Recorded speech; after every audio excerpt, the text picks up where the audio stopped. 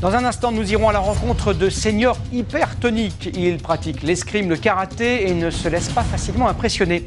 Mais tout de suite, si votre adolescent a du mal à s'extraire du lit le matin, s'il pique du nez en cours de géographie, ce sujet vous intéressera.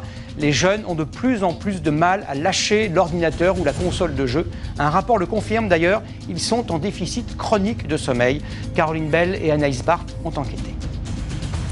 Pour Victor, 15 ans, les soirées de la semaine s'écoulent selon le même rituel.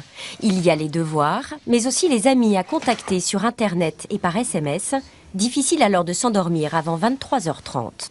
C'est vrai que j'utilise souvent l'ordinateur ou le téléphone en faisant mes devoirs, donc ça me rend plus de temps. Le matin, c'est dur de se réveiller, surtout pendant les premiers cours, on ressent une fatigue, on bâille. Des adolescents en déficit chronique de sommeil. C'est ce qu'a révélé une enquête menée sur plus de 9000 collégiens.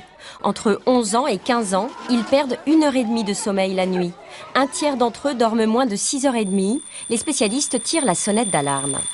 Sur la santé psychologique, quand on dort pas bien, on a moins d'attention, on est plus anxieux, on est plus irritable. Sur la santé physique, de nombreuses études montrent que si on dort moins de 6 heures par 24 heures, on a un risque augmenté d'obésité, de diabète, de maladies cardiovasculaires. Principal ennemi du sommeil, les ordinateurs et les téléphones portables. Les lumières des écrans retardent l'endormissement.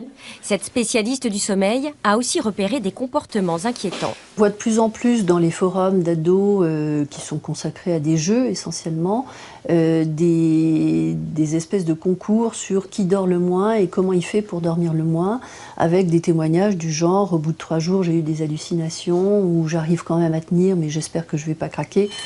À l'adolescence, une bonne nuit de sommeil, c'est 8 heures. Pour les parents inquiets, sachez qu'une étude aurait démontré que 90% des adolescents obéissent lorsqu'on leur intime l'ordre d'aller se coucher.